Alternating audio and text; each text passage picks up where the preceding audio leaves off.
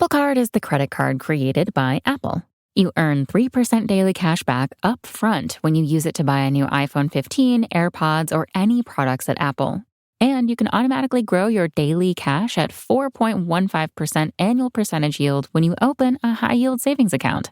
Apply for Apple Card in the Wallet app on iPhone. Apple Card subject to credit approval. Savings is available to Apple Card owners subject to eligibility. Savings accounts by Goldman Sachs Bank USA, member FDIC. Terms apply. This episode is brought to you by Reese's Peanut Butter Cups. Some things are just better together, like party playlists and Friday nights, campfires and ghost stories, peanut butter and chocolate.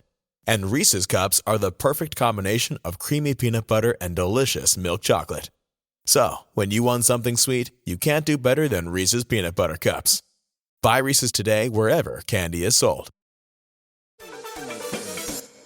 In sports, the scoreboard doesn't tell the full story, but Netflix does. Stories about dads who happen to be world-class quarterbacks and a battle for the heart, soul, and direction of the multi-billion-dollar business of F1. Whether you're a diehard fan or you're brand new, Netflix has the stories for every type of fan. You can watch these incredible sports stories like Quarterback, F1 Drive to Survive, Untold, and many more now on Netflix. Hey gang, just wanted to let you know that you can now get a free 14-day trial of our Chronicles Tifosi Patreon membership. Subscribe now for free for 14 days to get access to all of our full episodes, solo minisodes, bonus content, even behind the scene bonuses like our chats about football, and of course, our chats about life in general. You can also get the entire back catalogue of Serie A Chronicles content. So head over to serieachronicles.com/Patreon and subscribe to the Chronicles Tifosi membership for free. Serie A Chronicles is a Media Chronicles production.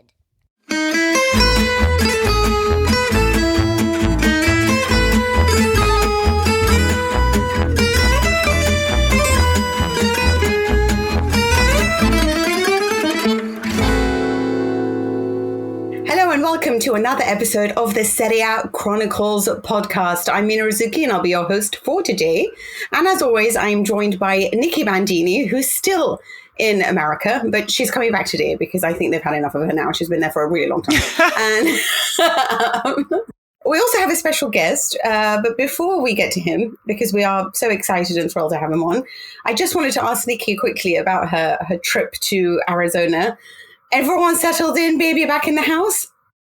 Oh, it's been so nice, Mina. That was before the last show, wasn't it? Yeah, so my friend gave birth to her first baby, so I got to be not there for that, but in town for that. So that was a really, really lovely moment. And then I didn't stay in Arizona because I think, lovely as it was to stay with them, to sort of be there when they're sort of nesting and just got first baby arriving would have been too much. So I've gone on to see some friends in San Francisco. And contrary to what you might think, Mina, about people getting sick of me, yesterday, a stranger told me my accent was beautiful. Beautiful accent, Oh, they was said. it? So I would like to stay here, actually, and just have that forever. But apparently I have to come home, so... Oh, Nicky, I also want you to be there and pay for your healthcare. But anyway, let's... that's enough chit-chat for today. Yes. We are really... very excited to introduce someone else because maybe you guys have gotten a little bit sick of Nicky and I always talking. And we have the almighty Patrick Kendrick. Now, Patrick is the lead Serie A football commentator on the World Feed, making him the voice of Serie A in the English-speaking world, regularly heard calling Serie A matches on televisions around the world. They've done it in style in Reggio Emilia. The Rossoneri Renaissance is complete. After 11 years, once again, Milan are the champions of Italy. It's they who wear the crown for the 2021-22 season. He is also an interpreter specializing in football, as well as a reporter for UEFA and BT Sport. Hello, Patrick. Hello, everyone. Great to be here. Thank you very much for that introduction. Yeah, I feel a little bit sheepish now after that, but there you go. Thank you very much. It sounds much grander than it actually is day to day. It's not nowhere near as glamorous as it sounds. I think that goes for all of our jobs. I think anyone who sort of has an idea from the outside about what journalism looks like covering sport, it's great, not complaining, but it's probably not as glamorous as people imagine ever, is it?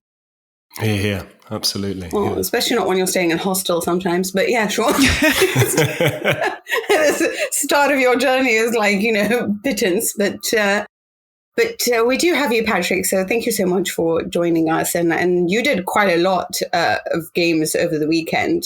But just before we sort of head into that, I guess there's like a burning question that I always want to ask commentators, and I feel like a lot of listeners would probably ask this too. How did you end up becoming a commentator, especially one that's now we hear every week as well, calling a lot of matches? It's a great question. I think every journey is unique. I'll try and give you the abridged version, else we might use all of our allotted time on my potted CV, which is probably not the best for your listeners.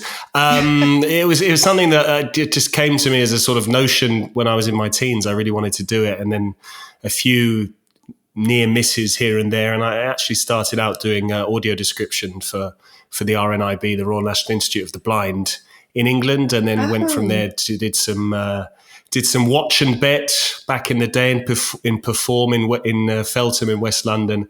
And eventually, I always say the big irony of my career was I became pigeonholed in London as someone commentating in Italian. So I had to move from London, where I was commentating in Italian, to Milan to be able to commentate in English, which is a little bit counterintuitive. So there we go. And it's just developed from there, really. So yeah, no, it's been great. It'll be 10 years in July in Milan. Yeah. Wow. Is that where you're based, Patrick? Because I get the impression, maybe it's just because this season there's been lots of good reasons to, but I get the impression you're in Naples a lot as well. I am. It's very perceptive of you. Yeah, for not just for work as well, for personal reasons. I go down to Naples quite a lot, which is pretty handy this season as well, because it's just been the most incredible campaign, and it feels like it's already done and dusted, the title race. I know we'll get onto that, but because it's Napoli and because it's been so long, I think it's amazing. Any other team, if it were those years of Juventus. No offense to Juventus, Mina, by all means. But if it were Juventus during that 9-year dominance, I think if they were this far clear at this stage, then everyone would be feeling a little bit jaded. However, I think because it's Napoli, it's 33 years and neutral's choice. I think everyone is just dazzling in sort of the afterglow, and everyone feels a part of it, even if they're not necessarily a Napoli fan or Italian or from Naples. I think everyone is really buying into what they're doing. Yeah. Actually, Patrick, just one last question. Just because it has been a really exciting Serie A for the last few seasons, because we've just had different winners, right? So we've had the Juventus dominance, then we had Inter, Milan, and possibly now Napoli. Fingers crossed. We think it's in the bag now. But is there a favorite team? Have you decided to start liking someone a little bit more? Is it like, Plucky Salernitana, who seem to never get it right? Or, is there a particular team that you just love commenting on, or you've become a little bit of a fan of? Yeah, I mean, it's a little bit of an occupational hazard to pick favourites, but you do naturally get swept up in it. I would completely agree with that. I think Salernitana were the story last season en route to that incredible survival. I'm a big fan of Empoli, but always have been every time they come up to Serie A. I love the way they do things, the way they develop young players, the fact that they're, the provinciale per eccellenza, the small town team par excellence. I was looking yesterday before the Fiorentina-Empoli game. Their population's 49,000.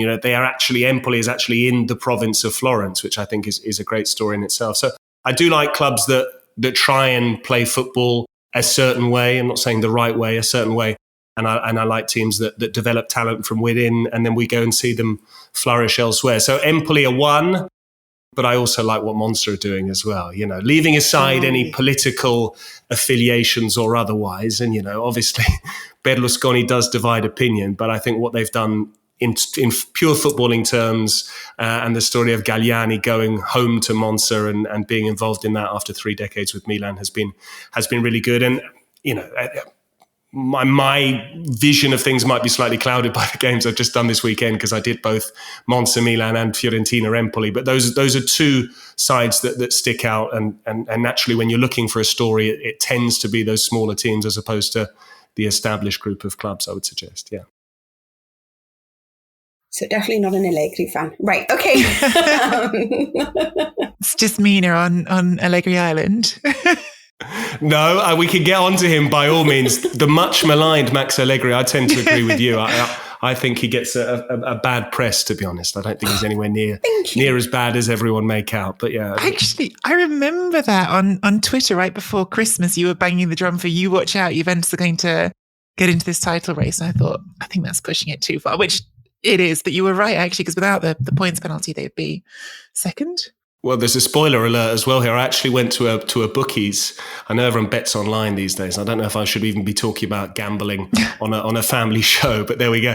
I actually went to a bookies, and with cash, not even with my card, I put... what was it, 20 quid on Juventus to win the Scudetto. I think I would have... no way! Yes, on Christmas Eve, no less, in my hometown of Winchester. And as and when they went into that game away at Napoli, and I think they were 8 behind, weren't they? They could have gone 5 back before the 5-1 rout. I was a little bit gleeful with some of my colleagues, and then it all came crashing down, I think, a few days. Don't you worry, Patrick. You have a home here. I'm kicking Nicky off. She didn't even think they'll make top 4. She was like, they're not going to be top 4. They're not going to win. Don't be ridiculous, It's true. And Patrick, you will now be the host and everything you want on the show. Wonderful. Fantastic. Bye. Okay, let's start off with actually the games that you want to talk about. The games that you commentated on. And obviously, we do have to, I think, start off with the leaders. Great game on Friday. They have obviously a great Champions League match coming up against Eintracht Frankfurt, who also plays some really good football. So there's going to be a really exciting matchup. Hopefully we can see Napoli's dominance just like we saw against Sassuolo. I thought it was interesting afterwards that Dionisi came out and said, well, if we had Berardi, it would have made the difference. And then you do feel that with Sassuolo, it's not the Sassuolo of old, the one that still shocks you. They're still capable of some brilliant play. Loriente, personally, is one of my favorites to watch. But I mean, Kvaratskhelia and Osimhen, I just feel like there are no more superlatives. It's a tragedy if we lose these two next season. Yeah. I think it's really interesting what Patrick was just saying about, like, because it's Napoli, because it's 33 years, it's still going to be exciting to the end. And I agree because it's going to be a huge party when it happens. And it is a win. No one doubts they're going to win the league now. It's going to be a huge event. But I still feel like between now and the end of the season, there's going to need to be a moment. There's going to have to be something. And I was thinking back, because I can always draw a link back to Arsenal, as Mina knows. I was thinking back to 2003-04, which was the invincible season, but Arsenal lost to Chelsea in the quarterfinals of the Champions League. And I remember immediately after that loss, before we knew it was going to be an unbeaten season, feeling incredibly hollow about the whole season because Arsenal were playing so well in the league and it looked pretty likely that Arsenal could win the league. And now suddenly there was like nothing exciting left. It was just like, okay, so they'll probably win the league. But actually then they came back and they had this game against Liverpool where it looked for a minute like they were going to implode. Like Liverpool got on top of them at Highbury and it was like, oh God, like what if everything goes wrong now and they don't even win the league? And then Henry turned on and scored the goals and they won 4-2. And it felt like that moment became quite iconic. Now, I hope for Napoli's sake that they won't end up with that same story of going out of the Champions League that early. Of course, just winning one round in the Champions League knockouts is going to be making history for Napoli because that's not a thing they've done. But I'd like to see them go really far in that competition because I think they can. But I think either way, I think it'll just happen. But I'm yearning for them to have a big game, like someone really sort of come and push back on them, give them a tough game, unlike Juventus, and then them come through it. Because at the moment, it does feel like it's just a sort of pleasant stroll. And I mean, yes, in Kvaratskheilia's case, literally a pleasant stroll through the entire Sassuolo team before scoring the first goal at the weekend.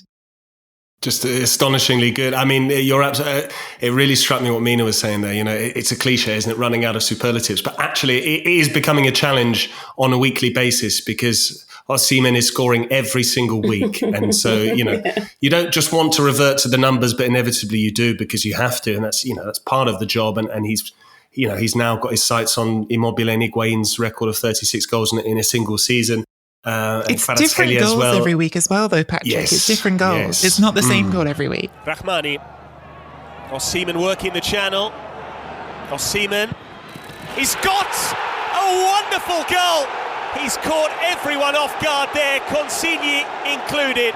And Napoli have doubled their... I have to thank him for my worst goal call of the entire season, which was the one against Sassuolo, because I started to say and I was about to start listing the players in the box, and he caught me and Consiglia and everyone inside Mapei off guard and just decided to fire it in from an improbable angle. So I thank Victor for that one. And but yeah, I mean, there's just a freshness to his game.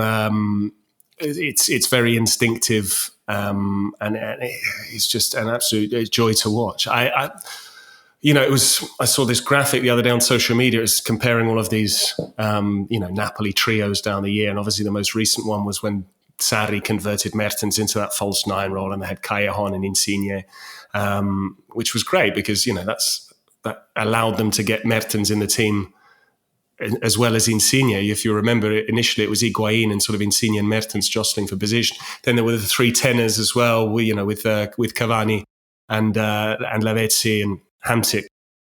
But I think for me, it was just absolutely, it's two now. It's not really a third. I mean, Elmas has been sort of the little brother, sort of just trying to muscle his way in, but their understanding is out of this world. And it does feel slightly selfish, but I would like to see them stay in Naples for several seasons. I don't know how long. My hunch is Osimhen goes this summer on the basis that this is his third season already.